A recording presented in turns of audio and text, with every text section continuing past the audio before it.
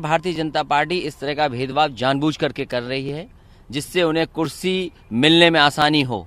ये केवल कुर्सी पाने के लिए काला कानून लाए हैं। सिटीजन अमेंडमेंट एक्ट के खिलाफ समाजवादी पार्टी है, इसका विरोध करती है कि धर्म के आधार पर किसी की भी नागरिकता तय नहीं हो सकती है। ये बेसिक आइडिया क्या है कि हर गरीब, हिंदुस्तान के हर गरीब से बोलो कि भैया आप हिंदुस्तान को बताओ कि आप नागरिक हो, हाँ या ना।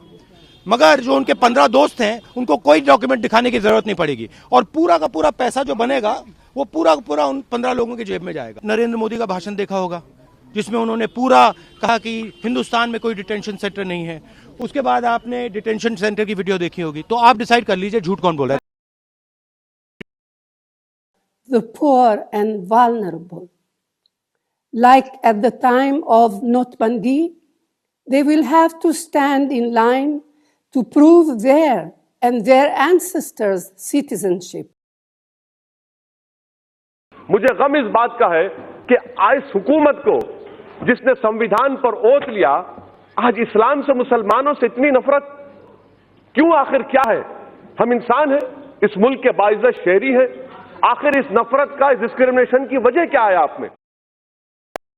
This bill is marking a partition of the Indian soul, and I beg this government not to proceed with this. The main point is that we don't have, unfortunately, the government taking any basic steps as required under international law to improve the determination of refugee status, to go ahead with ensuring treatment of refugees.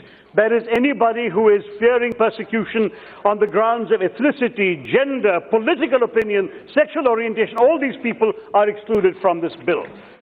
Mahatma Gandhi ने क्या किया? उन्होंने उस कानून को फाड़ दिया, तो मैं गांधी की तरह इस कानून को फाड़ता हूं। ये अनकॉन्स्टिट्यूशनल है सर।